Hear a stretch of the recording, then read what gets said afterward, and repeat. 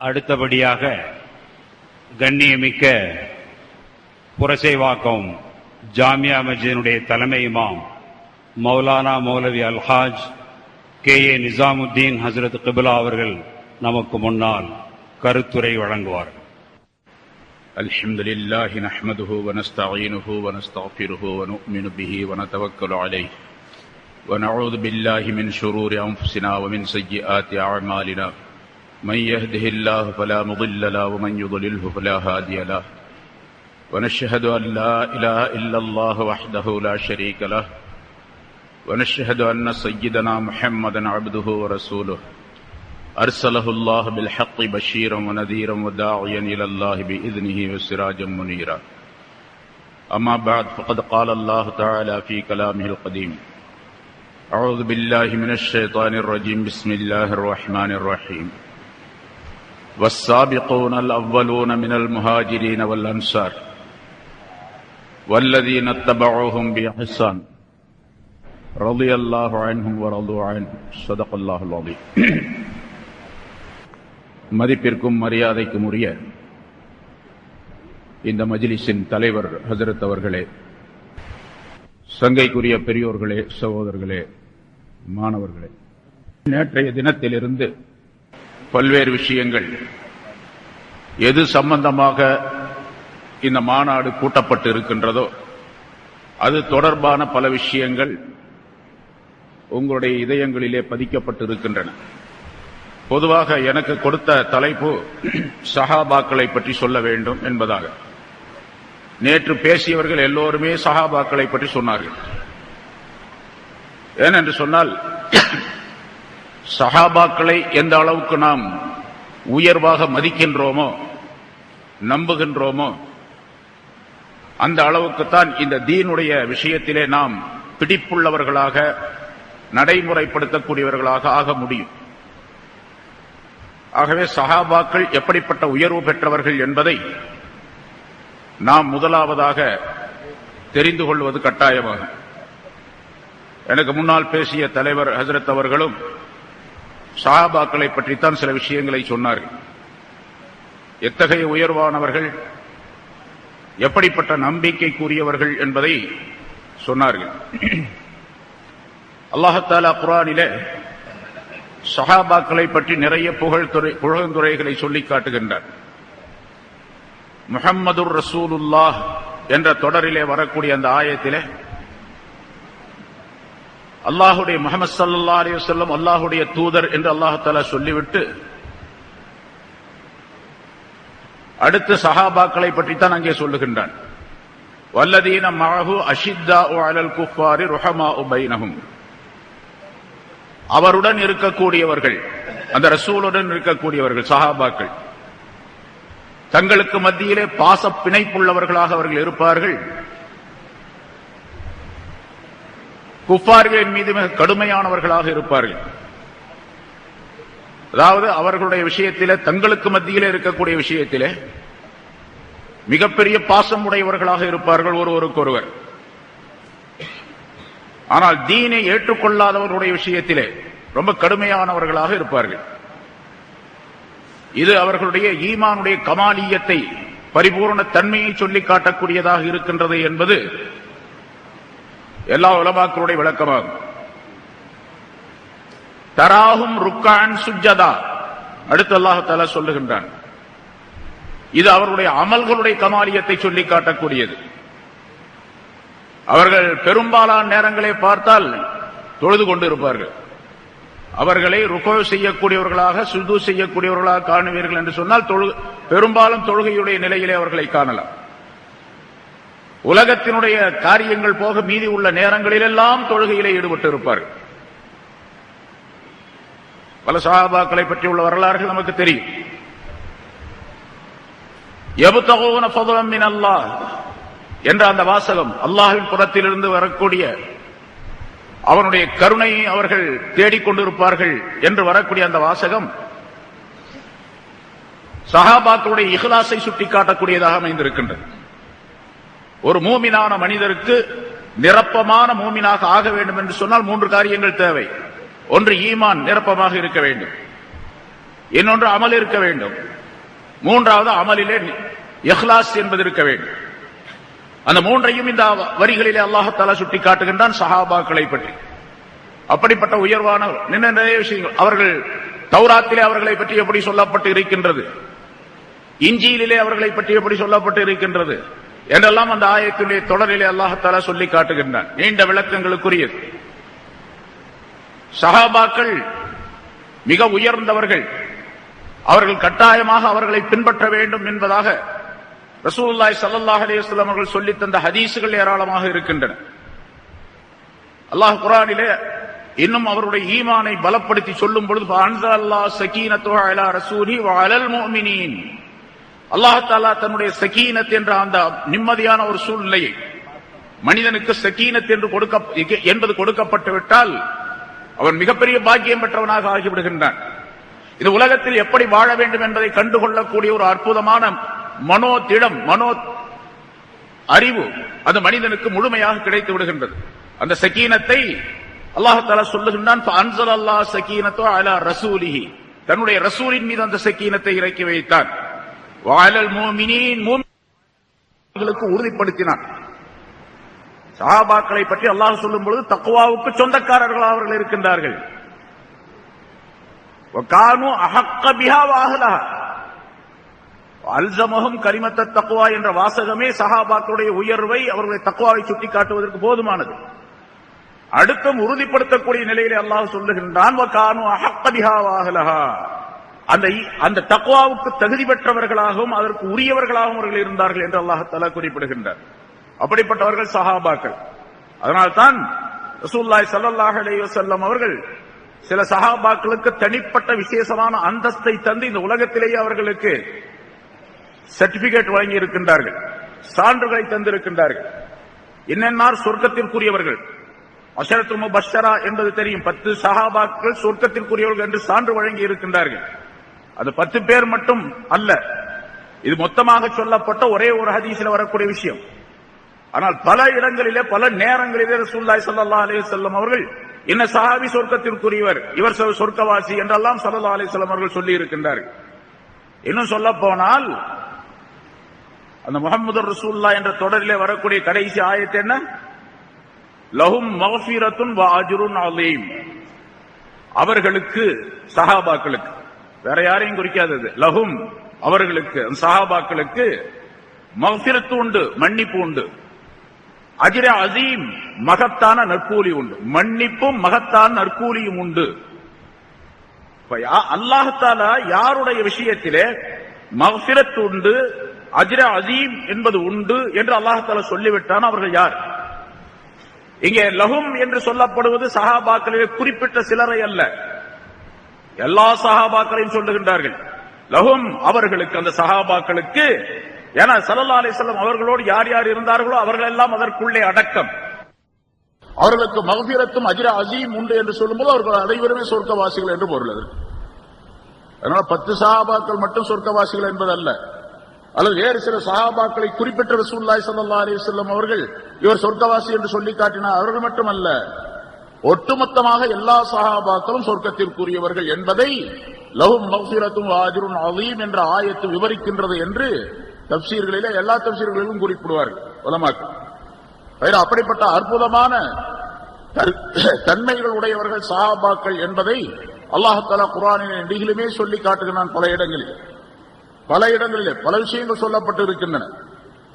அதனால் சஹாபாக்கள் இந்த மார்க்கத்திற்குரிய ஆதார புருஷர்களாக, ஆதாரத்திற்குரிய மிகப்பெரிய ஜவான்களாக அவர்கள் இருக்கின்றார்கள் என்பதை நாம் நம்ப வேண்டும். சஹாபாக்கள் இல்லை என்று சொன்னால் ஹதீஸ்கள் நமக்கு கிடைத்திருக்காது. ரசூலுல்லாஹி ஸல்லல்லாஹு அலைஹி வஸல்லம் அவர்கள் இந்த உலகத்தை விட்டு சென்ற பொழுது எந்த ஹதீஸ் எழுதப்பட்டு இருந்தது, யார் எழுதி வைத்திருந்தார்கள்? இன்னும் சொல்ல போனால் என்னுடைய ஹதீஸ்களை எழுதாதீர்கள் என்று ரசூலுல்லாஹி ஸல்லல்லாஹு அலைஹி வஸல்லம் சொன்னார்கள். வேற என்னுடைய ஹதீஸை எழுதி வைத்தால் குர்ஆனுடன் அது கலந்து விடும். குர்ஆனை எழுதச் சொல்லி ஸல்லல்லாஹு அலைஹி வஸல்லம் சொன்னார்கள். அதனால ஹதீஸ்களை எழுதாதீர்கள் என்று சொன்னார்கள். ஆனால் பின்னால் தேவைப்பட்டது, ஹதீஸ்களை எழுதினார்கள் பின்னால். இல்லாவிட்டால் அந்த ஹதீஸ் அப்படியே போயிருக்கும். சரி, சஹாபாக்களுடைய காலத்தில் ஹதீஸ் எங்கே இருந்தது? சஹாபாக்களுடைய நெஞ்சங்களில் தான் இருந்தது. அந்த சஹாபாக்கள் சொல்லி இருக்காவிட்டால் இந்த ஹதீசுகள் எல்லாம் நமக்கு தெரியாது.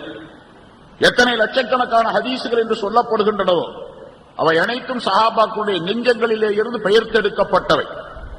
அதனால் சஹாபாக்கள் ரசூலுல்லாஹி ஸல்லல்லாஹு அலைஹி வஸல்லம் வாழ்க்கை வழிமுறைகளை சுன்னத் என்பதாக சொல்லப்பட்ட விளக்கம் நேற்றெல்லாம் சொல்லப்பட்டது. கிதாபுல்லாஹ் என்று சொன்னால் என்ன, சுன்னத் ரசூலுல்லாஹ் என்று சொன்னால் என்ன என்பது பற்றியுள்ள விளக்கங்களை எல்லாம் உலமாக்கள் சொன்னார்கள். இந்த ரசூலுல்லாஹி ஸல்லல்லாஹு அலைஹி வஸல்லம் சுன்னத்தான் நடைமுறைகள் எவையெல்லாம் இருக்கின்றனவோ, எவையெல்லாம் வேண்டும் என்று மார்க்கத்திற்கு ஆதாரமாக ஆக்கப்பட்டு இருக்கின்றதோ அதையெல்லாம் சஹாபாக்களின் மூலமாகத்தான் நாம் பெற்றுக் கொண்டிருக்கின்றோமே தவிர சஹாபாக்கள் இல்லாமல் அது முடியாது. சஹாபாக்கள் வானிலே உள்ள நட்சத்திரங்களை போன்றவர்கள். ஐயும் எத்ததைத்தும் எத்ததைத்தும் அவர்களில் யாரை நீங்கள் பின்பற்றினாலும் நேர்வழி பெற்று விடுவீர்கள். யாரை பின்பற்றினாலும் சரி. இன்னைக்கு எழுதுறான் சஹாபாக்களை பற்றி தாறுமாறாக எழுதிவிட்டு, தவறாக எழுதிவிட்டு, சஹாபாக்கள் இப்படியெல்லாம் குற்றங்கள் செய்தார்கள், ஒரு சஹாபி ஜினா செய்தார் அப்படின்னு எழுதுறான். ஜினா செய்தார், அந்த மாதிரி ஒரு சஹாபி உலகத்தில் காட்ட முடியுமா? அவருக்கு முன்னாலும் கிடையாது, அவருக்கு பின்னாலும் இதுவரைக்கும் 1400 வருஷமா கிடையாது. மாஇஸ் ரலியல்லாஹு தஆலா என்பவர்கள் ஜினா செய்த அந்த சஹாபியை பேரை கேட்டாலும் ரலியல்லாஹு தஆலா சொல்றது முஸ்தஹப் என்றாக சொல்லப்பட்டிருக்கின்றது. அவருடைய அந்தஸ்து என்ன, எப்படிப்பட்ட அந்தஸ்து அவருக்குரியது? மாஇஸ் ரலியல்லாஹு தஆலா விபச்சாரம் செய்து விட்டார்கள். அவர் திருமணம் ஆனவர். ஸல்லல்லாஹு அலைஹி வஸல்லம் அவர்களிடத்தில் தன்னுடைய குற்றத்தை ஒப்புக்கொண்டார். எப்படி ஒப்புக்கொள்ளுகிறார், எப்படி சொல்லுகிறார்? தஹீர்னி யா ரசூலல்லாஹ், என்னை சுத்தப்படுத்துங்கள். இந்த பக்கம் வந்து சொன்னார், இந்த பக்கம் வந்து சொன்னார், பின்னால வந்து சொன்னார். ஸல்லல்லாஹு அலைஹி வஸல்லம் திரும்பிக்கிட்டே இருந்தாங்க. 4 தடவை சொன்னார். 4 சாட்சிகளுடைய இருக்கு. யாருமே சாட்சி கிடையாது. அவர் பேசாம போயிருக்கலாமா இல்லையா? எத்தனை ஜினா செய்தவர்கள் இருக்கின்றார்கள் உலகத்திலே இன்னைக்கு பார்க்கிறோம். முஸ்லிம்களிலே எத்தனை பேர் இருக்கிறாங்க? இரவு பகலாக அந்த பாஹிஷான வேலையை செய்து கொண்டு இருக்கக்கூடியவர்கள் யாராவது தங்களுடைய குற்றத்தை ஒப்புக்கொள்கிறார்களா? நான் செஞ்சுட்டேன் அப்படின்னு சொல்லிட்டு. சரி, குறைஞ்ச அளவுக்கு தனியா உட்கார்ந்தாவது அழுகுறாங்களா? அல்லாஹ் தஆலா இடத்துல நான் செஞ்சுட்டேன், அல்லாஹ் மன்னிச்சிடு அப்படின்னு சொல்லிட்டு. அட இதெல்லாம் உலகத்துல சகஜமா நடக்கக்கூடியதுதான் அப்படின்னு சொல்லிட்டு போகக்கூடிய மனிதர்கள் எவ்வளவு பேர் இருக்கிறோம் நம்மள. நம்மை பற்றி தான், முஸ்லிம்களை பற்றி, மற்றவர்களை பற்றி. ஏன்னா அவர்களுக்கு கானூன் கிடையாது. ஜினா செய்தா என்ன சட்டம், ஜினா செய்யல என்ன சட்டம், திருமணம் ஆனவராக இருந்தா என்ன சட்டம், திருமணம் ஆகாத இருந்தா என்ன சட்டமெல்லாம் அவங்களுக்கு கிடையாது, கானூன் கிடையாது. நம்ம கானூனுக்கு உரியவர்கள், சட்டத்துக்கு உட்பட்டவர்கள். மாஇஸ் ரலியல்லாஹு தஆலா அன்ஹு அவர்களை ஸல்லல்லாஹு அலைஹி வஸல்லம் திருப்பி அனுப்புவதற்காக எவ்வளவு முயற்சி செய்தார்கள். இல்ல நீ போயிடு அப்படின்னு சொல்ற மாதிரி 4 தடவை சொன்னாங்க. ஸல்லல்லாஹு அலைஹி வஸல்லம் அவர்கள் பக்கத்து சஹாபாக்களை கேட்டாங்க, அபிஹி ஜுனூன், இவருக்கு பைத்தியம் பிடிச்சிருக்கா பாருங்க அப்படின்னு. இல்ல யார் சொல்ல, இவர் பைத்தியக்காரன், நல்ல ஆள் தான். சரி, இவர் ஏதாவது குடிச்சிருக்கிறாரான்னு பாருங்க, கல்லுகள் குடிச்சிருக்காரான்னு பாரு. மோந்து பார்த்தாங்க வாய். எப்படி இல்ல யார் சொல்ல, குடிக்கலாம் கிடையாது அப்படின்னா இவருக்கு தண்டனை நிறைவேற்று என்று ரசூலுல்லாஹி ஸல்லல்லாஹு அலைஹி வஸல்லம் சொன்னார்கள். கல்லால் எறிந்து அவர் ஷஹீதாக்கப்பட்டார். ஆனால் கல்லால் எரிகின்ற நேரத்திலே ஒருத்தர் அப்படியே நிக்க வச்சு, மைதானத்தில் நிக்க வச்சு கல்லாலேயே சுத்தியே நின்று எல்லாரும் எறியணும்னு சொன்னா எப்படி இருக்கும்?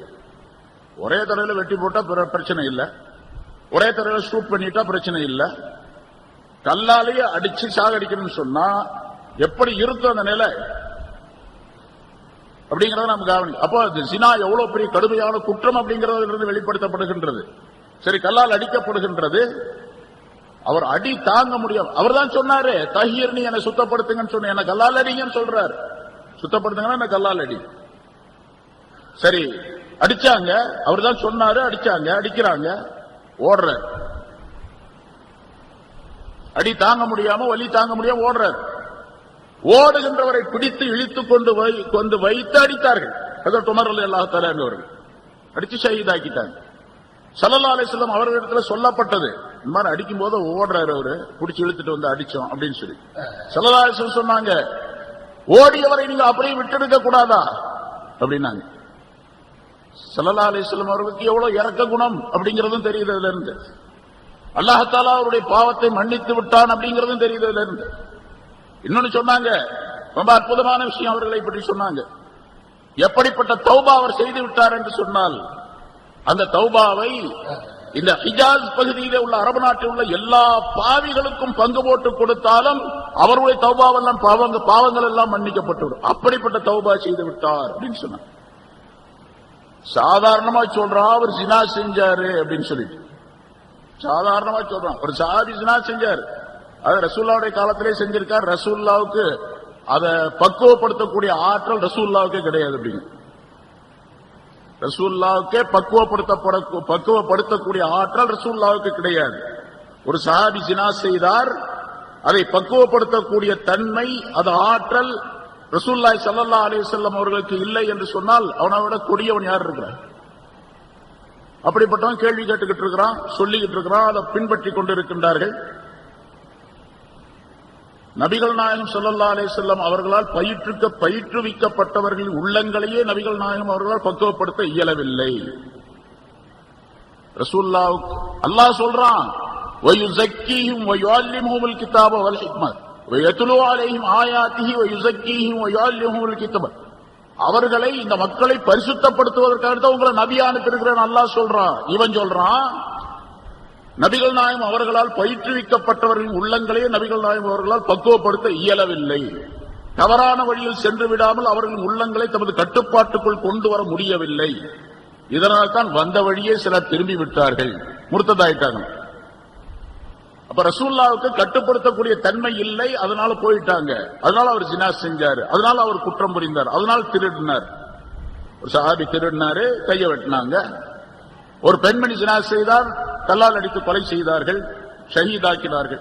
ஆனால் அவர் யார், எப்படிப்பட்டவர்? மாயிஸ் ரலியல்லாஹு தஆலா அன்ஹு எப்படிப்பட்டவர்கள்?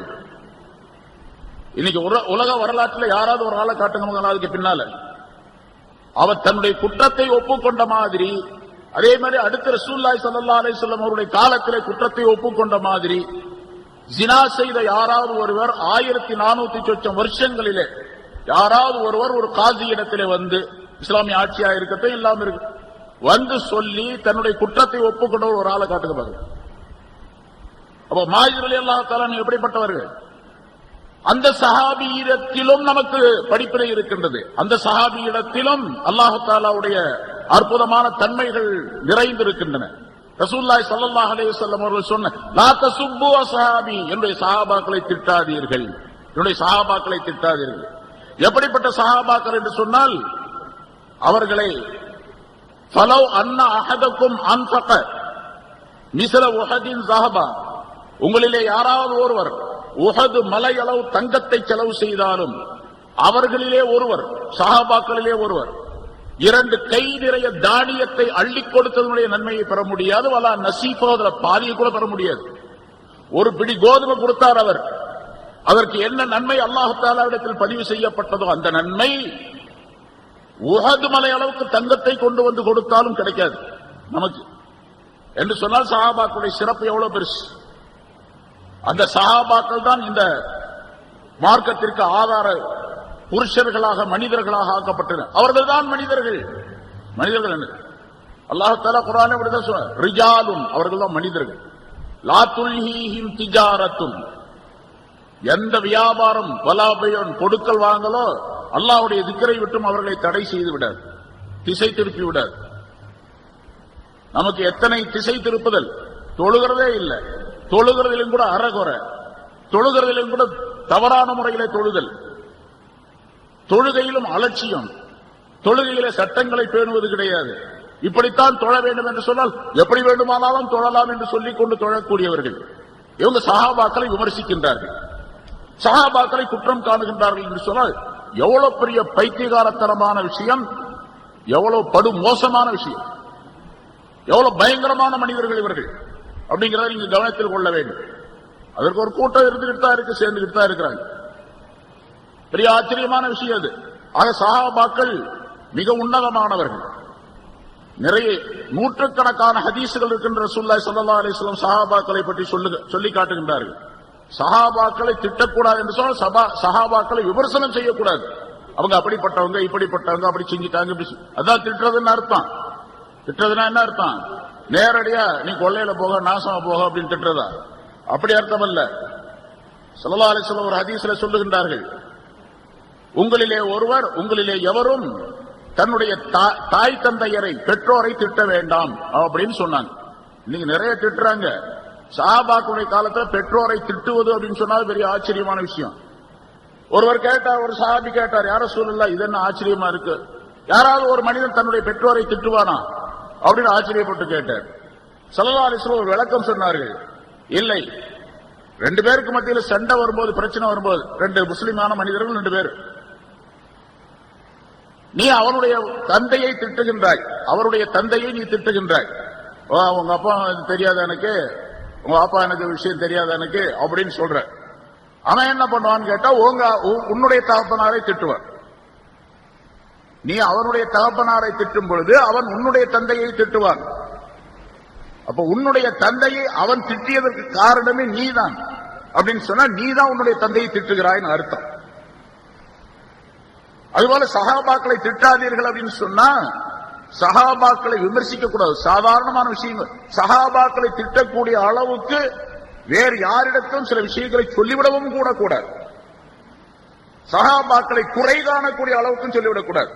அதனால ஸல்லல்லாஹு அலைஹி வஸல்லம் மற்றொரு ஹதீஸில் சொன்னாங்க, இதா ரஅய்துமுல்லதீன யஸுப்பூன அஸ்ஹாபி ஃபகூலு லஅனத்துல்லாஹி அலைஹி. என்னுடைய சஹாபாக்களை யாராவது திட்டுவதை நீங்கள் பார்த்தால், கேட்டால், சஹாபாக்களை திட்டுவதை, குறை சொல்லுவதை, விமர்சனம் செய்வதை பார்த்தால் அல்லாஹ்வுடைய லானத் உங்கள் மீது உண்டாவதாக என்று சொல்லுங்கள். ஸல்லல்லாஹு அலைஹி வஸல்லம் சொல்லி தருகின்றார்.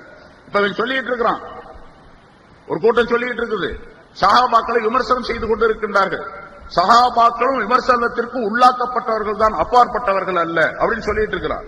அப்படின்னா ரசூலுல்லாஹி ஸல்லல்லாஹு அலைஹி வஸல்லம் அந்த ஹதீஸின்படி அவர்களை பார்த்து சொல்ல வேண்டும், அல்லாஹ்வுடைய லானத், சாபம் உங்களின் மீது உண்டாவதா அப்படின்னு சொல்ல. சஹாபாக்கள் ரொம்ப உன்னதமானவர்கள். சஹாபாக்கள் இல்லை என்று சொன்னால் இந்த மார்க்கம் கிடையாது. மார்க்கத்தினுடைய மிகப்பெரிய தூண்களாக அவர்கள் இருந்தார்கள் அப்படிங்கறத நாம் நம்பிக்கை கொள்ள வேண்டும். சஹாபாக்களுடைய விஷயங்கள் ஏராளமாக இருக்கின்றன. ஒவ்வொரு சஹாபிக்கும் தனித்தனி தன்மைகள் தரப்பட்டு இருந்தன. ஒவ்வொரு சஹாபியும் பல்வேறு விதமான சிறப்புகளை கொண்டவர்களாக இருந்தார்கள். ரசூலுல்லாஹி ஸல்லல்லாஹு அலைஹி வஸல்லம் சில சஹாபாக்களை குறித்து சொல்லுகின்றார்கள். வரலாற்றிலே நிறைய சஹாபாக்களுக்கு தனித்தனி தன்மைகள் சொல்லப்பட்டு இருக்கின்றன. ஒரு ஹதீஸ்ல அர்ஹமு உம்மத்தி பி உம்மத்தி அபூபக்கர் ரலியல்லாஹு தஆலா, என்னுடைய உம்மத்திலேயே, என்னுடைய சமுதாயத்திலேயே, என்னுடைய உம்மத்தினர் மீது ரொம்ப இரக்கம் கொண்டவர் யாரு தெரியுமா? அபூபக்கர் ரலியல்லாஹு தஆலா. இந்த உம்மத்தினர் மீது இரக்கம், நம் மீதெல்லாம் இரக்கம் கொண்டவர்கள் ஹஜ்ரத் அபூபக்கர் சித்திக் ரலியல்லாஹு தஆலா. வஅஷத்துஹும் ஃபீ அம்ரில்லாஹ் உமர், அல்லாஹ்வுடைய கட்டளைகளை நிறைவேற்றுவதிலே ரொம்ப கடுமையான முயற்சி எடுக்கக்கூடியவர்கள் யார் தெரியுமா? உமர் ரலியல்லாஹு தஆலா அன்ஹு. வஅஷத்துஹும் ஃபில் ஹயா உஸ்மான் ரலியல்லாஹு தஆலா. ஹயாவிலே, வெட்கத்திலே மிக மேலானவர்கள், சிறந்தவர்கள் யார் என்று சொன்னால் ஹஜ்ரத் உஸ்மான் ரலியல்லாஹு தஆலா. ஸல்லல்லாஹு அலைஹி வஸல்லம் இப்படின்னு சொன்னார்கள், மலக்குகள், ரஹ்மானுடைய மலக்குகள் வெட்கப்படக்கூடியவரை பார்த்து நான் வெட்கப்படுகின்றேன் என்று உஸ்மான் ரலியல்லாஹு தஆலா அவர்களுக்கு சொன்னார். ஏன்னு சொன்னா இந்த ஹயா என்ற வெட்கம் இருக்கின்றதே, அது பெரும்பாலானவர்களிடத்துல போயிடுச்சு. இப்போ ரொம்ப பேர்ட்ட போயிடுச்சு. வெட்கம் இல்லாததின் காரணமாகத்தான் எப்படி வேண்டுமானாலும் இருக்கலாம் என்ற ஒரு சூழ்நிலை ஏற்பட்டுவிட்டது. ஸல்லல்லாஹு அலைஹி வஸல்லம் அவர்கள் சொன்னார்கள், அல் ஹயாஉ ஷுஅபத்தும் மினல் ஈமான். ஈமான் என்பது 60-70 சொச்சம் கிளைகள் உடையது. 70 சொச்சம் கிளைகள் உடையது ஈமான் என்று ஒரு பொதுவான கருத்தை சொல்லிவிட்டு அதற்கு பல விளக்கங்கள் இருக்கின்றன. உலமாக்கள் எழுதி இருக்கின்றார்கள், படித்திருப்பீர்கள். பிறகு ஸல்லல்லாஹு அலைஹி வஸல்லம் சொன்னார்கள், ஹயா என்பது இருக்கின்றது, அந்த வெட்கம் என்பது அந்த 70 சொச்சம் பகுதிகளிலே மிக முக்கியமான ஒரு பகுதி, முக்கியமான ஒரு பகுதி ஈமானிலே. ஏனென்று சொன்னால் வெட்கம் இருக்கக்கூடிய மனிதன் தான் அவன் சரியான பாதையிலே செல்லக்கூடிய நிலை ஏற்படும் அவனுக்கு. வெட்கம், அந்த ஹயா என்பது இருக்கின்றதே, அது நிறைய விளக்கங்கள் இருக்கின்றன. ஹயா என்பதற்கே தனி ஒரு ஹதீஸை ஸல்லல்லாஹு அலைஹி வஸல்லம் சொல்லி காட்டுகின்றார்கள். அல்லாஹ்விடத்தில் இஸ்தஹியூ மினல்லாஹி ஹக்கல் ஹயா, அல்லாஹ்விடத்தில் நீங்கள் வெட்கப்படும் முறையாக வெட்கப்படுங்கள் என்று சொன்னார். அது என்ன என்பதாக கேட்கப்படுது, விளக்கம் சொல்லுகின்றார்கள். மனிதன் தன்னுடைய உறுப்புகளை எல்லாம் சரியான முறையில் அமைத்துக் கொள்வது, பேணிக் கொள்வது, தலைக்கு அருகில் உள்ள பொருள்களை, அதாவது கண்களை, காதை, நாக்கை, மூக்கை, அவனுடைய அறிவை, மூளையை, சிந்தனையை, இதையெல்லாம் ஹராமை விட்டும் பேணிக் கொள்வது. இப்படி நிறைய வெட்கத்திற்கு நிறைய விளக்கங்களை சொல்லி காட்டுகின்றார்கள்.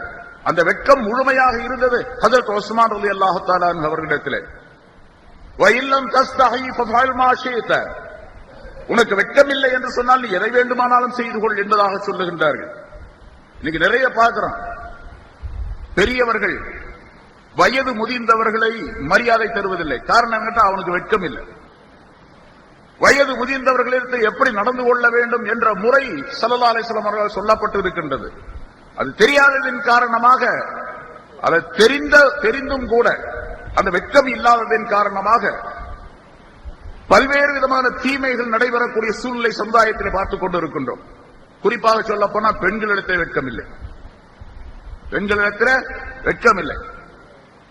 பெண்களுக்கு எது இலக்கணமாக முஸ்லிம்களால் மட்டுமல்ல முஸ்லிம் அல்லாதவர்களாலும் சொல்லப்பட்டதோ, அறிவாளிகளால் சொல்லப்பட்டதோ, அச்சம், மடம், நாணம், பயிர்ப்பு என்று சொல்லப்படக்கூடிய 4 அம்சங்கள் பெண்களுக்குரியவை.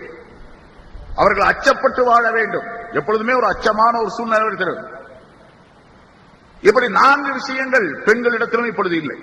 அதன் காரணமாக தாராளமாக ஆண்களோடு சேர்ந்து எல்லா இடங்களிலும் கலந்துறவாடக்கூடிய சூழ்நிலை ஏற்படுது. இன்னைக்கு இவன் சொல்றான், பொம்பளைங்களை நீங்கள்லாம் இவ்வளவு நாளமா 1400 வருஷம் வீட்டுக்குள்ளே அடைச்சி வச்சிட்டீங்க, வெளியே விடுங்க எல்லாத்தையும். பர்தா என்றால் என்ன அப்படிங்கிறது தனி ஒரு இலக்கணம் சொல்றான். இப்போ பர்தாவுக்கு தனி இலக்கணம். பெண்களோ ஆண்களோடு கலந்துறவாட கூடாது அப்படிங்கிறது பர்தாவுடைய அர்த்தம் அல்ல.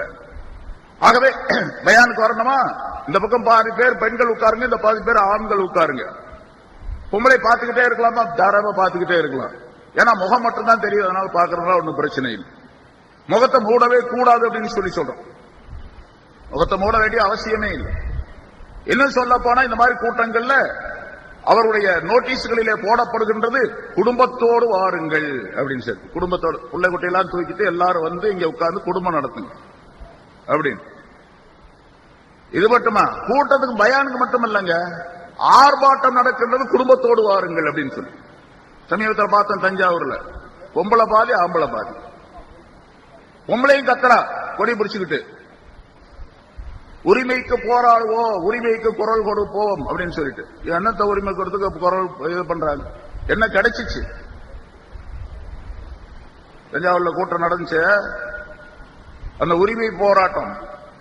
நிறைய பெண்கள், எல்லா ஹயாவும் போயிடுச்சு சுத்தமா.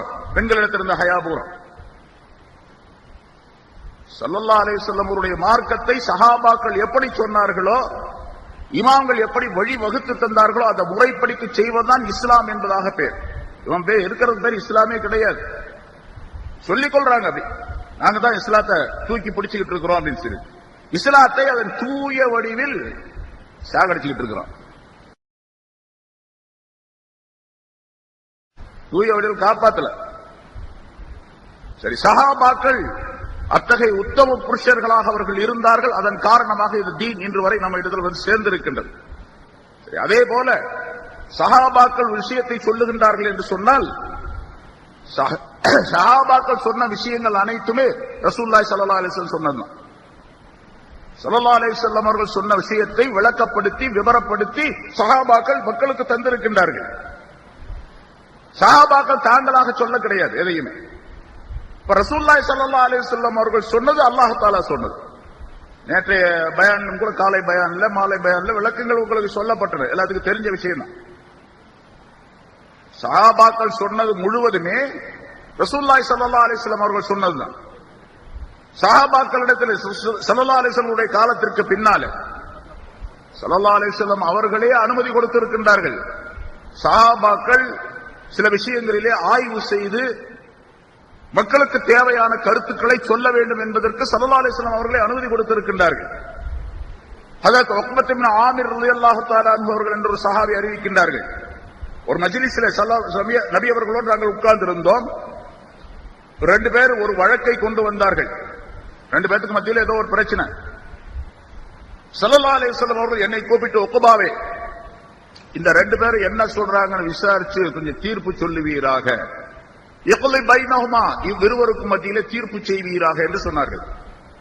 ரசூலுல்லாஹ் இருக்கிறாங்க, அந்த சஹாபியை கூட்டு தீர்ப்பு செய்ய சொல்றாங்க. இது எப்படி இருக்குது? ஒரு பெரிய ஜட்ஜ் ஒருத்தர் இருக்காரு, என் பக்கத்துல ஒருத்தர் ரிப்போர்ட் கொண்டு வர்றாங்க, 2 பேர் வாதி பிரதிவாதி. அப்ப அந்த ஜட்ஜி வந்து என்கிட்ட சொல்றாரு, அதிரத்து கொஞ்சம் நீங்க தீர்ப்பு செய்யுங்களா அப்படின்னு. நான் சாதாரண ஆள் வச்சுங்க, அப்படி அது மாதிரி இருக்கு அந்த மஜ்லிஸ். அவர் கேட்டாரு, யார சொல்ல நீங்க இருக்கும்போது நான் தீர்ப்பு செய்யறதா அப்படின்னு சொல்லி. ரசூலுல்லாஹி ஸல்லல்லாஹு அலைஹி வஸல்லம் சொன்னார்கள், யக்லி பைனஹுமா, இவ்விருவருக்கும் மத்தியிலே தீர்ப்பு செய்வீராக. வைதா அஸப்த ஃபலக அஷ்ரு ஹஸனாத், நீ அந்த தீர்ப்பிலே சரியாக சொல்லிவிட்டால் அப்படின்னு சொன்னா 2 பேர் வாதி பிரதிவாதிகளுடைய பேச்சுக்களை கேட்டு விவரங்களை கேட்டு ஆய்வு செய்து எது சரி என்று உனக்கு தெரிகின்றதோ அந்த பக்கம் தீர்ப்பு செய்யும். அப்படி தீர்ப்பு செய்துட்டா உனக்கு 10 நன்மை உண்டு. அந்த தீர்ப்பிலே தவறு ஏற்பட்டு விட்டால் என்ன அர்த்தம்? இவர் செய்யறது சரியாத்தான் செய்யறாரு. ஏன்னா வெளி தோற்றத்தை வைத்துத்தான் நம்ம தீர்ப்பு செய்ய முடியும். அவங்க உள்ள மனசுல என்ன இருக்குன்னு நமக்கு தெரியாது, எந்த மனிதனுக்கும் தெரியாது. அதனால அவங்க சொன்னது தப்பா சொன்னாங்க, அதை வச்சு தீர்ப்பு செஞ்சிட்டாரு. உண்மையிலேயே அல்லாஹ் தஆலா இடத்துல தப்பா இருந்துச்சு. அப்போ ஒரு குற்றவாளி அல்ல, வலக்க ஹஸனத்துன் வாஹித, உனக்கு ஒரு நன்மை உண்டு. நீ தீர்ப்பு செய்தாய் அல்லவா, அதுக்காக ஒரு நன்மை.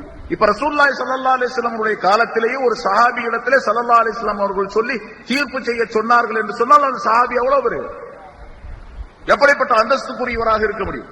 ரசூலுல்லாஹி ஸல்லல்லாஹு அலைஹி வஸல்லம் சொல்றாங்க நீ தீர்ப்பு செய் என்பதாக.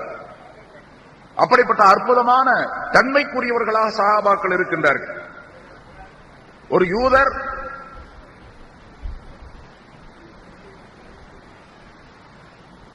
முஸ்லிம், ஒரு யூதருக்கு ஒரு முஸ்லிமுக்கு 2 பேருக்கு மத்தியில ஒரு பிரச்சனை. ரசூலுல்லாஹி ஸல்லல்லாஹு அலைஹி வஸல்லம் அவர்களிடத்துல அவர் யூதர் சொன்னாரு, யூதரின் பக்கம் நியாயம் இருக்குது. அதனால யூதர் சொன்னாரு, வா ரசூலுல்லாஹ்ட்ட போய் தீர்ப்பு கேட்போம் அப்படின்னு சொல்லி. அந்த முஸ்லிமான மனிதர் சொன்னாரு, ஆனா அந்த ஆள் முனாஃபிக், ஒரிஜினல்ல அது முனாஃபிக்கான ஆள். இல்ல நம்ம இன்னார் இடத்துல போய் தீர்ப்பு கேட்போம் அப்படின்னு முனாஃபிக்குடைய தலைவர் ஒருத்தர் தான் அவன்கிட்ட போய் கேட்கலாம் அப்படின்னு சொல்லி சொன்னாங்க. இவர் நிர்பந்தம் பண்ணதன் காரணமாக அந்த யூதர் என்ன பண்ணார், யூதர் சொல்றதை கேட்டு 2 பேருமே ரசூலுல்லாஹி ஸல்லல்லாஹு அலைஹி வஸல்லம் போனாங்க. ஸல்லல்லாஹு அலைஹி வஸல்லம் 2 பேரும் விசாரிச்சாங்க. விசாரித்து விட்டு ரசூலுல்லாஹி ஸல்லல்லாஹு அலைஹி வஸல்லம் யூதரின் பக்கம் தீர்ப்பு செய்தார். அவர் சொன்னதுதான் சரி அப்படின்னு தீர்ப்பு செஞ்சாங்க. அது பொருள் விஷயமோ அல்லது வேறு ஏதோ ஒரு விஷயம், யூதருக்கு சாதகமாக ரசூலுல்லாஹி ஸல்லல்லாஹு அலைஹி வஸல்லம் தீர்ப்பு செய்தார்கள். இந்த முஸ்லிமான இந்த முனாஃபிக்கான மனுஷன் இருக்கான, இந்த ஆளுக்கு என்ன வந்து இது சரியா தெரியல. அப்ப ரசூலுல்லாஹ் சொன்ன தீர்ப்பு சரியா தெரியல இந்த ஆளுக்கு. ஏன்? முனாஃபிக்கா இருந்த காரணத்தினால வெளியே வந்துட்டாங்க. ரசூலுல்லாஹ்ட்ட எதிர்த்து பேச முடியாது. சொன்ன தீர்ப்பை கேட்டுக்கிட்டு வெளியே வந்தாச்சு. வந்த பிறகு அந்த முஸ்லிமான அவர் சொன்னாரு, எதுக்கு நம்ம உமர்கிட்ட போய் கேட்போமே அப்படின்னு. சரி போய் கேட்போம், ஏன்னா அவரு பக்கம் நியாயம் இருக்கு, ரசூலுல்லாஹ்வே தீர்ப்பு செஞ்சுட்டாங்க. அதனால உமர்கிட்ட போனாலும் சரியா அங்கதான் அதே பதில் தான் கிடைக்கும் அப்படின்னு சொல்லிட்டு உமர்கிட்ட போலாம். சரி போலாம். 2 பேரும் உமர் ரலியல்லாஹு தஆலா அன்ஹு வந்தாங்க. வீடெல்லாம் நம்ம வீடு மாதிரி இருக்காது. முன்னால ஒரு ஹாலு, வரவேற்பாரு, அப்புறம் ஒரு இது இப்படி எல்லாம் சோபா போட்டு உள்ள உட்கார வச்சு கேட்க, தெருவிலேயே நிக்க வச்சாங்க. கேட்டாங்க என்ன விஷயம் அப்படின்னு. இப்படி 2 பேருக்கு மத்தியில ஒரு விஷயம். ரசூலுல்லாஹ்ட்ட போனா ரசூலுல்லாஹி ஸல்லல்லாஹு அலைஹி வஸல்லம் இவருக்கு சாதகமாக தீர்ப்பு செஞ்சுட்டாங்க. தாங்க என்ன சொல்றீங்க அப்படின்னு சொல்லி. அப்படியா, இந்த வர்றேன் அப்படின்னு சொல்லிட்டு வீட்டுக்குள்ள போனாங்க. போய் வாளை எடுத்துட்டு வந்தாங்க.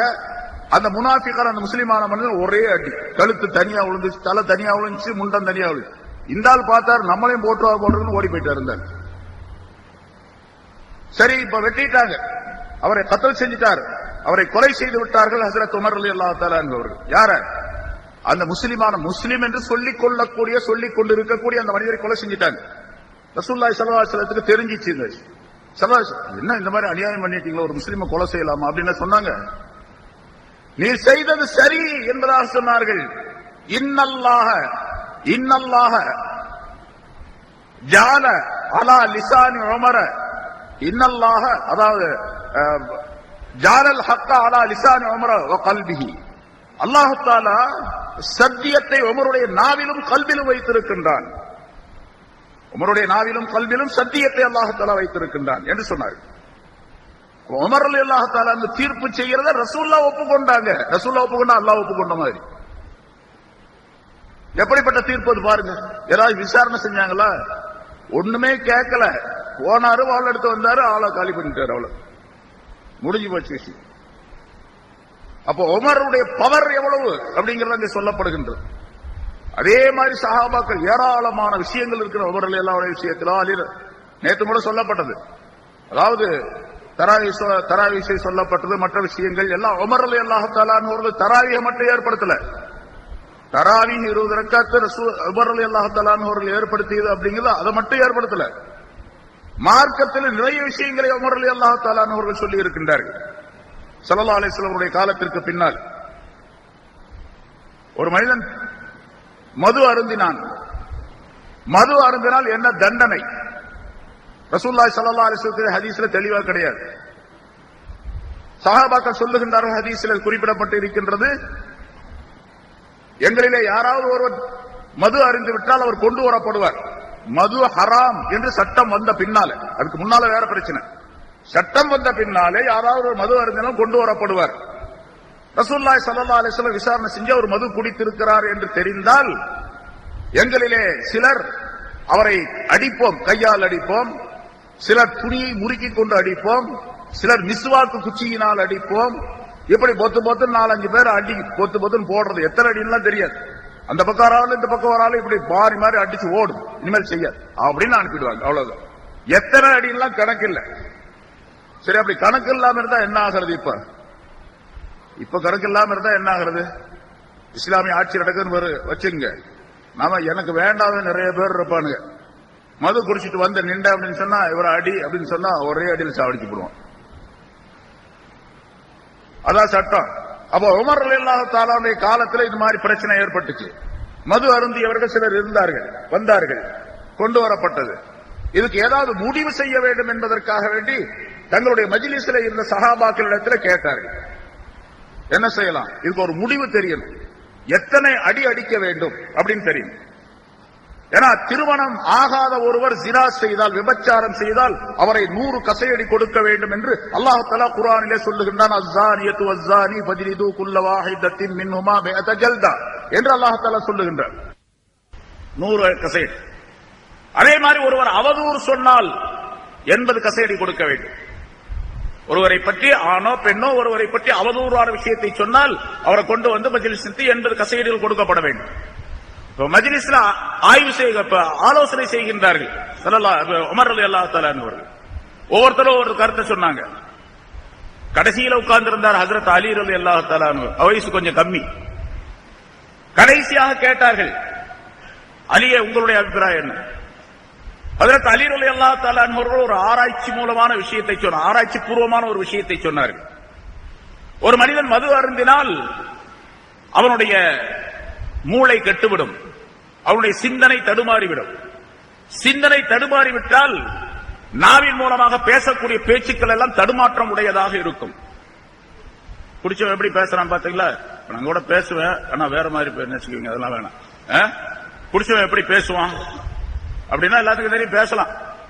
அப்படி பேசுவான், உளருவான், பலவிதமான பேச்சுக்களை பேசுவான். எதையும் ஸ்டெடியா பேச மாட்டான், எல்லாம் தாறுமாறா பேசுவான். அப்படி தாறுமாறாக பேசக்கூடிய நிலை ஏற்பட்டால் இன்னொருவரின் மீது அவதூறான அபாண்டமான விஷயங்களை கூட சொல்லுவதற்கு தயங்க மாட்டான் குடிச்சவன். அதனால அபாண்டமான அவதூறான இஃப்திராவான விஷயங்களை பேசுவதற்கு பேசின மனிதருக்கு அல்லாஹ் தஆலா குர்ஆனிலே 80 கசையடி கொடுக்க வேண்டும் என்று சொல்லுகின்றான். அதனால இந்த குடித்தவருக்கும் கூட 80 கசையடி கொடுக்கலாம் என்று என்னுடைய அபிப்பிராயம் என்று அலி ரலியல்லாஹு தஆலா சொன்ன உடனே ஹஜ்ரத் உமர் ரலியல்லாஹு தஆலா அப்படியே ஏற்றுக்கொண்டார். என்னுடைய மஜ்லிஸிலே அலியை போன்றவர் இருக்க வேண்டும் என்பதாக சொன்னார். இப்ப உமர் ரலியல்லாஹு தஆலா அவர்கள் தான் இந்த ஷரியத்தை வகுத்தார்கள். குடித்தவருக்கு 80 கசையடி கொடுக்கப்பட வேண்டும் என்பதால்.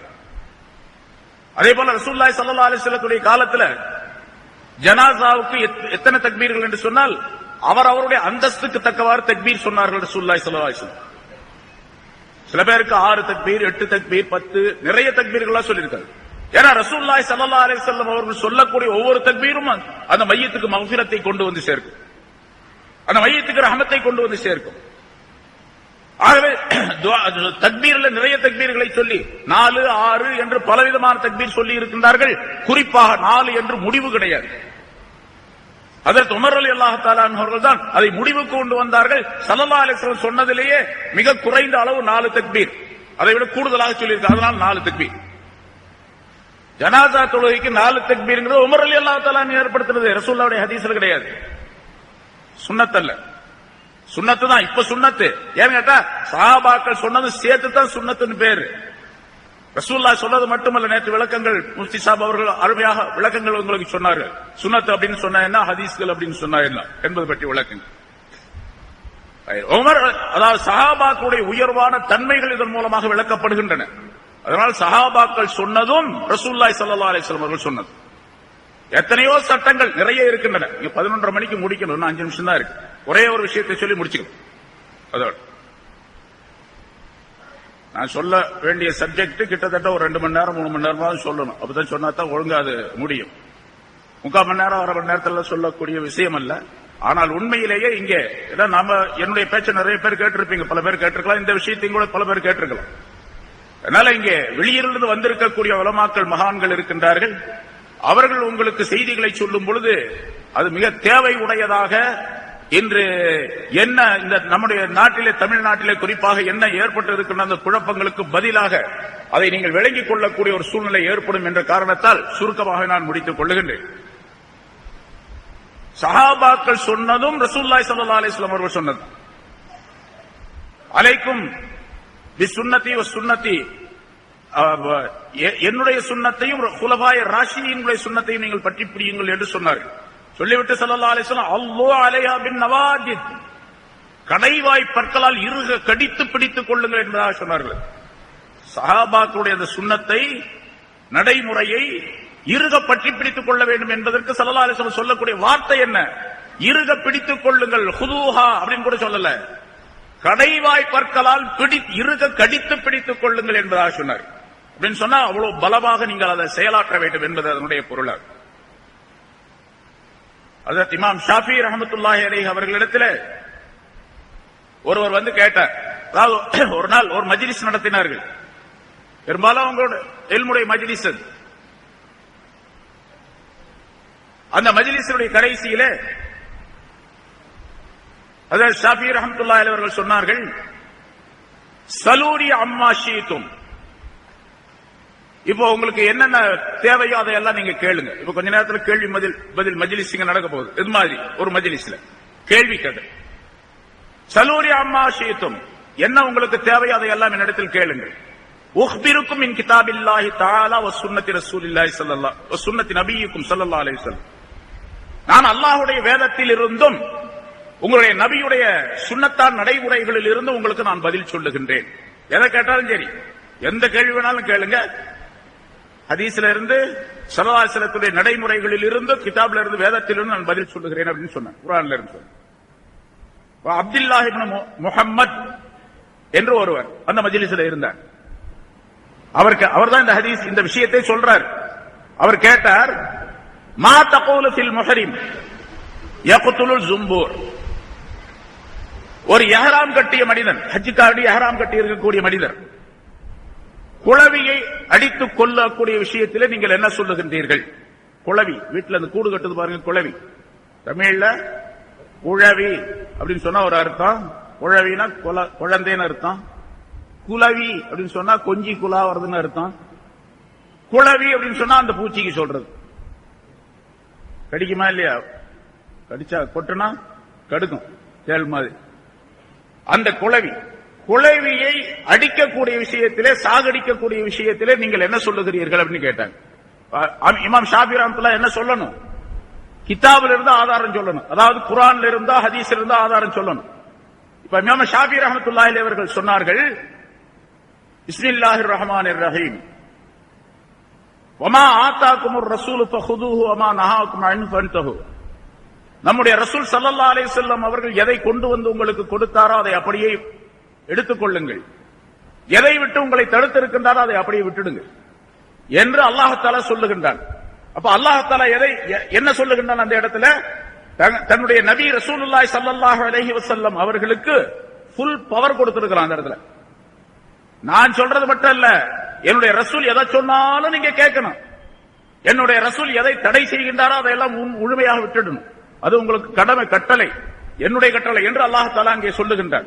இந்த ஆயத்தை வாசித்து காட்டிவிட்டு ஹஜ்ரத் உமர் ரலியல்லாஹு தஆலா அன்ஹு அவர்கள் சொல்லுகின்றார், ஹஜ்ரத் இமாம் ஷாஃபி ரஹ்மத்துல்லாஹி அவர்கள் சொன்னார்கள், சுஃபியான் அந்த வாசகத்தை, அதாவது தேவையில்லை இருந்தாலும் அது எவ்வளவு வலிமை பெற்றது அப்படிங்கிறதுக்காக வேண்டி இந்த விஷயம் முழுசா நான் சொல்லி காட்டுகின்றேன். ஹத்தஸனா சுஃபியான் இப்னு உயைனா அன் அப்துல் மாலிக் இப்னு உமைர் அன் ரிப்இ இப்னு ஹிராஷி அன் ஹுதைஃபத் அல்-யமானி قال قال رسول الله صلى الله عليه وسلم اقتدوا بالذين من بعد ابي بكر وعمر. وحدثنا سفيان بن عيينة عن مسعر بن كدام عن قيس بن مسلم عن طارق بن شهاب عن عمر بن الخطاب رضي الله تعالى عنه انه امر بقتل الزنبور என்று இந்த வாசகத்தை அப்படி சொன்னார். என்ன அர்த்தம், என்ன விளக்குறதுக்கு? அந்த ஆயத்தை படித்தார்கள் ஹஜ்ரத் இமாம் ஷாஃபி ரஹ்மத்துல்லாஹி அவர்கள். ஆயத்தை படித்துவிட்டு சனதுடன், ஆதாரத்துடன் அந்த விஷயத்தை சொல்லுகின்றார்கள். இன்னாரின் மூலமாக நமக்கு இந்த செய்தி கிடைத்திருக்கின்றது, நமக்கு இந்த செய்தியை அறிவித்திருக்கின்றார்கள். ரசூலுல்லாஹி ஸல்லல்லாஹு அலைஹி வஸல்லம் அவர்கள் சொன்னதாக ஹஜ்ரத் ஹுதைஃபா ரலியல்லாஹு தஆலா அன்ஹு அவர்கள் அறிவித்த ஒரு செய்தி என்னவென்று சொன்னால், இக்தது பில்லதைனி மின் பாதி, எனக்கு பின்னால் இந்த இருவரையும் பின்பற்றுங்கள். இன்னொரு ஹதீஸ்ல இப்படி சொல்லப்பட்டிருக்குது, இதே வாசகத்துல வேறொரு விதமாக, லா அத்ரி மா பகாஇ ஃபீக்கும், உங்களுக்கு மத்தியிலே எவ்வளவு காலம் நான் வாழ்ந்திருப்பேன் என்று எனக்கு தெரியாது. இக்தது பில்லதைனி மின் பாதி, எனக்கு பின்னால் இந்த இருவரையும் பின்பற்றுங்கள். அபீ பக்கர் உமர், அபூபக்கரையும் உமரையும் பின்பற்றுங்கள் என்று ரசூலுல்லாஹி ஸல்லல்லாஹு அலைஹி வஸல்லம் சொன்னாங்க. பொதுவாக சஹாபாக்களை பின்பற்ற சொல்லி ஒரு ஹதீஸ், குறிப்பாக குலஃபாய ராஷிதீன்களை பின்பற்ற சொல்லி மற்றொரு ஹதீஸ். இங்கே அபூபக்கர் உமர் ரெண்டு பேருக்கு மட்டும் தனி ஒரு மதிப்பை கொடுக்கின்றார்கள். இந்த ரெண்டு பேரை பின்பற்றுங்கள் என்று ஸல்லல்லாஹு அலைஹி வஸல்லம் அந்த ஹதீஸ்ல சொன்னாங்க. அந்த இருவரிலே ஸல்லல்லாஹு அலைஹி வஸல்லம் அவர்கள் யாரை பின்பற்ற சொன்னார்களோ அந்த இருவரிலே ஒருவராகிய ஹஜ்ரத் உமர் ரலியல்லாஹு தஆலா அன்ஹு அவர்கள் சொன்னார்கள், ஜுன்பூரை அடிக்கலாம், அதாவது குளவியை ஒரு முஹரிமான மனிதர் அடிக்கலாம், கொல்லலாம் என்று சொன்னார்கள் என்று ஆதாரப்பூர்வமாக இந்த விஷயத்தை அந்த மனிதருக்கு அப்துல்லாஹ் இப்னு முஹம்மத் என்பவருக்கு சொல்லி காட்டினார்கள் என்று அவரே அறிவிக்கின்றார். அப்படின்னா என்ன அர்த்தம்? உமர் ரலியல்லாஹு தஆலா அன்ஹு அவர்கள் சொன்ன அந்த விஷயம் ரசூலுல்லாஹி ஸல்லல்லாஹு அலைஹி வஸல்லம் சொன்னது போல. ஏன்னா நபி அவர்கள் தான் உமர் ரலியல்லாஹு தஆலா அன்ஹு சொன்னதை கேட்க சொல்லி அனுமதி கொடுத்திருக்கின்றார்கள், சட்டம் சொல்லி இருக்கின்றார்கள். ரசூலுல்லாஹி ஸல்லல்லாஹு அலைஹி வஸல்லம் சொன்னதை கேட்க சொல்லி அல்லாஹ் சட்டம் சொல்லி இருக்கிறார் குர்ஆன்ல. இனில் ஹுக்மு இல்லா லில்லாஹ், அல்லாஹ்வை தவிர வேற யாருக்கு சட்டம் சொல்லக்கூடிய அதிகாரம் கிடையாது அப்படின்னு அல்லாஹ் தஆலா குர்ஆன்ல சொல்றார். அதே அல்லாஹ் தான் சொல்றார் ரசூலுல்லாஹ்வை பின்பற்ற சொல்லி சொல்லுகின்றார். இன்னும் சொல்ல போனா சஹாபாக்களை பின்பற்ற சொல்லி கூட ரசூலுல்லாஹ் அல்லாஹ் தஆலா குர்ஆன்ல சொல்லுகின்றான். நான் ஆரம்பத்தில் வாசித்த ஆயத்து, வஸ்ஸாபிகூனல் அவ்வலூன மினல் முஹாஜிரீன வல் அன்சார், முஹாஜிரீன்களில் இருந்தும் மக்காவாசிகள், அன்சாரிகளில் இருந்தும் மதீனாவாசிகள், முந்தி ஈமான் கொண்ட மனிதர்கள், இந்த இஸ்லாத்திலே இணைந்த மனிதர்கள், வல்லதீன தபஊஹும் பிஇஹ்சான், அவர்களை பின்பற்றக்கூடியவர்கள், நற்செயல்களின் மூலமாக அவர்களை பின்பற்றக்கூடியவர்கள் என்று அந்த சஹாபாக்களை பின்பற்றுமாறு அல்லாஹ் தஆலா அங்கே சொல்லுகின்றார். அது இருக்கட்டும், நம்ம பொதுவாகவே எல்லா நேரங்களிலும் கேட்டுக்கொண்டிருக்கக்கூடிய, ஓதிக்கொண்டிருக்கக்கூடிய சூரத்துல் ஃபாத்திஹா, இஹ்தினஸ் ஸிராத்தல் முஸ்தகீம், நேரான வழியிலே எங்களை நடத்தாட்டுவாயாக என்று சொல்லுகின்றோம். அந்த நேரான வழி யார் வழி? எல்லாத்துக்கும் தெரிஞ்ச விஷயம், எல்லாரும் படிச்சிருப்பீங்க, எல்லாருக்கும் இப்ப அர்த்தம் தெரியும். ஸிராத்தல் லதீன அன்அம்த அலைஹிம், யாரின் மீது நீ அருள் புரிந்தாயோ அவர்களுடைய வழி. அவங்க யார்? நபிமார்களா? நபிமார்கள் மட்டுமா? சஹாபாக்கள் மட்டுமா? இல்ல, பொது மனிதர்களிலே யாரின் மீதெல்லாம் நீ அருள் புரிந்திருக்கின்றாய் அவர்கள் 4 சாரார்களை அல்லாஹ் தஆலா குறிப்பிடுகின்றான். அன்அம்த அலைஹிம் மினன் நபிய்யீன வஸ்ஸித்தீகீன வஷ்ஷுஹதாஇ வஸ்ஸாலிஹீன் என்று 4 சாரார்களை குறிப்பிடுகின்றான். நபிமார்கள் மட்டுமல்ல, சித்தீகீன்கள் மட்டுமல்ல, ஷுஹதாக்கள் மட்டுமல்ல, இவர்களெல்லாம் சென்று விட்டவர்கள் என்று வைத்துக் கொண்டாலும் கூட சாலிஹானவர்கள் இன்றும் இருந்து கொண்டிருக்கின்றார்கள். சாலிஹீன்கள் எந்த வழியிலே நடந்து சென்றார்களோ அந்த வழியை நீங்கள் பின்பற்றுங்கள், அந்த வழியிலே எங்களை நடத்தாட்டுவாயாக என்று ஒவ்வொரு நேரம் கேட்டுக்கொள்ளக்கூடிய அருமையான துஆவை சூரத்துல் ஃபாத்திஹாவில் அல்லாஹ் தஆலா அமைத்து வைத்து நமக்கு சொல்லித் தந்திருக்கின்றான். சஹாபாக்கள் எப்படிப்பட்ட உன்னதமானவர்கள்? சாலிஹீன்களா அல்ல அதைவிட மேற்பட்டவர்களா? அதைவிட மேற்பட்டவர்கள். நபிமார்களுக்கு அடுத்த அந்தஸ்திலே சஹாபாக்களுடைய அந்தஸ்து வருகின்றது. நபிமார்களுக்கு அடுத்த அந்தஸ்து.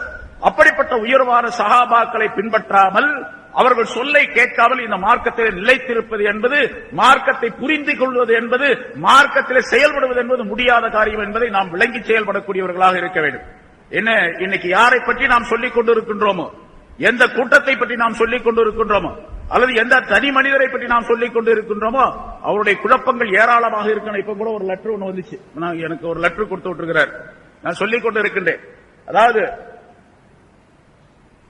எங்க பார்த்தாலும் கூப்பிடுறது, விவாதத்துக்கு வாங்க அப்படின்னு சொல்லிட்டு. விவாதத்துக்கு இவரு கூப்பிட்டு நம்ம என்ன போறது? விவாதத்துக்கு போனா என்ன ஆகும்? இதுக்கு முதல்ல செய்யப்பட்ட விவாதங்கள்லாம் என்ன ஆச்சு? என்ன ஆச்சு? அதனால பேசாம புருஷவாக்கத்துக்கு வாங்க. நான் சொல்றது புருஷவாக்கத்துக்கு வாங்க, வஜிரில் வர வேணாம், அது கொஞ்சம் கட்டான நேரம். மற்ற ஏதாவது ஒரு 4 நேரத்தில் ஏதாச்சும் ஒரு நேரத்தில் வாங்க, நம்ம பேசுவோம். நான் சில கேள்விகளை கேட்கிறேன், பதில் சொல்லுங்க அப்படின்னு சொல்லி பொதுவா எல்லா கூட்டத்திலையும் சொல்றது, இப்பவும் சொல்றது. அதுக்கு பதில் எழுதியிருக்காரு.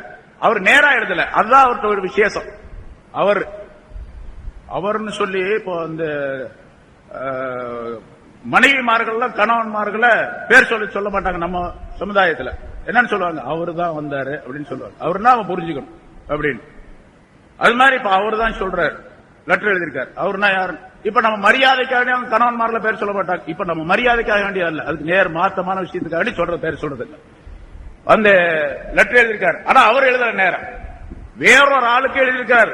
புருஷவாக்க நிஜாமுத்தீன் ஹஜரத் இந்த மாதிரி சொன்னாராம். வண்டை அவர் ஹஜரத் எல்லாம் சொல்றது இல்லை, ஹஜரத் தப்பான அர்த்தமா. அதனால அந்த எழுதியிருக்கிறாரு, சொல்லி இருக்கிற கூட்டத்தில் அவரை அப்படி இருந்தால் எந்த நேரத்திலும் சந்திக்க தயார். அதனால அவரை கைப்பட, அவருடைய கைப்பட ஒரு தபால் எனக்கு வாங்கி அனுப்புவோம், ஒரு லெட்டர் எழுத்துப்பூர்வமாக அனுமதி பெற்று எந்த நேரத்தில் வேண்டுமானாலும் வருகின்றோம். எங்களுடைய சகாக்களோடு நாங்கள் வருகின்றோம்.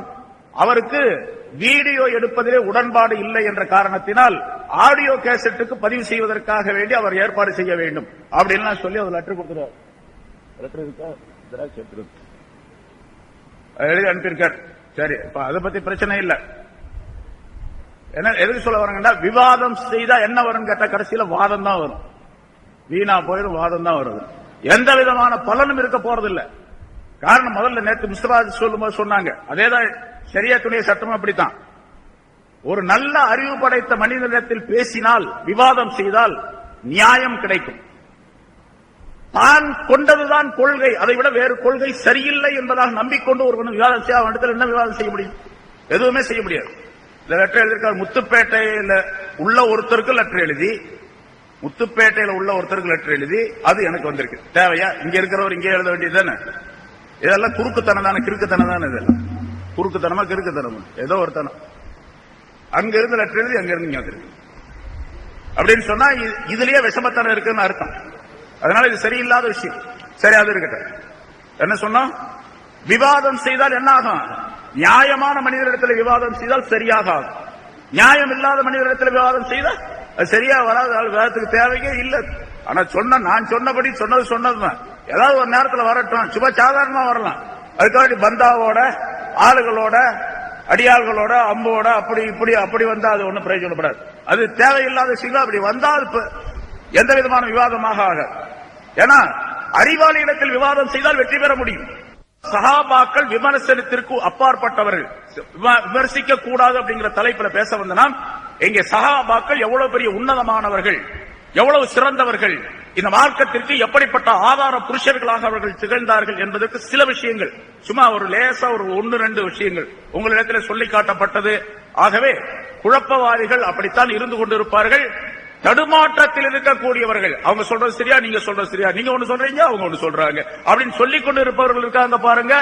அவங்க அந்த தடுமாற்றத்தை விட்டு சரியான சுன்னத் ஜமாத்துடைய இந்த கொள்கையுடைய இந்த வழிக்கு வந்து 1400 ஆண்டுகளாக என்ன இருந்து கொண்டிருக்கணும் அதை செயல்படுத்த வேண்டும் என்பதை உங்களிடத்தில் கேட்டுக்கொண்டு, இவங்க மட்டுமல்ல, இன்னும் நிறைய குரூப்புகள் இருக்கிறாங்க, நிறைய ஜமாத்துகள் இருக்கிறாங்க, இந்த மாதிரி தவறான கொள்கை உடையவர்கள். இன்று மதரசாவே வேண்டியதில்லை, மதரசாக்கள் எல்லாம் மாற்றப்பட வேண்டும் என்று சொல்லிக் கொண்டிருக்கக்கூடிய கூட்டங்கள் இருக்கின்றார்கள். சாதாரணமாக இருக்கக்கூடிய தமிழ்நாட்டில் ஒரு பிரபலமான கவிஞர் சொல்லிக் கொண்டிருக்கின்றார், வானம் கிடையாது, சொர்க்கம் கிடையாது, நரகம் கிடையாது அப்படின்னு சொல்லிட்டு. சொர்க்க நரகம் அல்லாஹ் தஆலா குர்ஆன்ல சொல்லுங்க, உஇத்தத்தில் முத்தகீன் சொர்க்கத்தை பத்தி, உஇத்தத்தில் காஃபிரின் நரகத்தை பத்தி. அல்லாஹ் தஆலா சொர்க்கத்தை பத்தி நரகத்தை பத்தி ஏராளமான ஆயத்துக்களை சொல்லுகின்றான். அதெல்லாம் ஒரு இமேஜ், ஒரு இமேஜ், அது ஒரு கற்பனையான ஒரு விஷயம். இங்க நல்லது செஞ்சவங்களுக்கு நல்லது கிடைக்கும், கெட்டது செஞ்சவங்களுக்கு கெட்டது கிடைக்கும். அங்கே சொர்க்கத்தில் ஆறு ஓடுது, தேனாறு ஓடுது, பாலம். அல்லாஹ் குர்ஆன்ல சொல்லுகின்றான் ஆறு ஓடுகின்றது என்று. 4 ஆறுகள் இருக்கின்றன. மின் மாஇன் கைரி ஆசின் வஅன்ஹாரும் மின் லபனில் லம் யதகய்யர் தஅமுஹு வஅன்ஹாரும் மின் ஹம்ரில் லzzத்தில் லிஷாரிபின் வஅன்ஹாரும் மின் அஸலின் முஸஃபா. 4 ஆறுகளை பற்றி விபரித்து அல்லாஹ் தஆலா சொல்லி காட்டுகின்றான். அங்கே எதுவுமே கிடையாது, அப்படி சொர்க்கமே கிடையாது, நரகமே கிடையாது என்று சொல்லிக் கொண்டிருக்கக்கூடிய ஒரு கவிஞரும் நடமாடிக்கொண்டிருக்கின்றார் இங்கே என்று சொன்னால் எவ்வளவு பெரிய அநியாயம் பாருங்க. மார்க்கத்திலே ஆகிரத்தை நம்பிக்கை கொள்ள ஆமன்து பில்லாஹ் என்று சொல்லப்படக்கூடிய தொடரிலே வல்யௌமில் ஆகிர் என்பது ஒன்று. ஆகிரத்தை நம்புவதிலே சொர்க்கம் நரகத்தையும் நம்ப வேண்டும். நம்பாவிட்டால் அது குற்றத்திற்குரிய விஷயமாக ஆகிவிடும், ஈமானை பறிபோகக்கூடிய சூழ்நிலை ஏற்பட்டுவிடும். அதே மாதிரி சாதாரண மக்கள் எல்லாம் தலாக்கை பற்றி, தலாக் தனியா ஒரு சப்ஜெக்ட் இருக்கின்றது, பேசுவார்கள். இப்படி பல்வேறு விதமான தீமைகள் பல ஜமாஅத்தின் மூலமாக, பல குழப்பவாதிகளின் மூலமாக, பல குழுக்களின் மூலமாக ஏற்பட்டு இருக்கக்கூடிய ஒரு துரதிர்ஷ்டமான ஒரு சூழ்நிலை இந்த காலகட்டத்தில் ஏற்பட்டிருக்கின்ற காரணத்தினால் நாம் சரியானது எது என்பதை உலமாக்கள் எப்படி சொல்லுகின்றார்களோ அந்த முறைப்படிக்கு கேட்டு விளங்கி செயல்படக்கூடியவர்களாக இருக்க வேண்டும். அத்தகைய விளக்கத்தை எனக்கும் உங்களுக்கும் அல்லாஹ் தஆலா தந்தருள்வாராக என்று கேட்டு முடிக்கிறேன். வஆகிரு தஅவானா அல்ஹம்துலில்லாஹி ரப்பில் ஆலமீன்.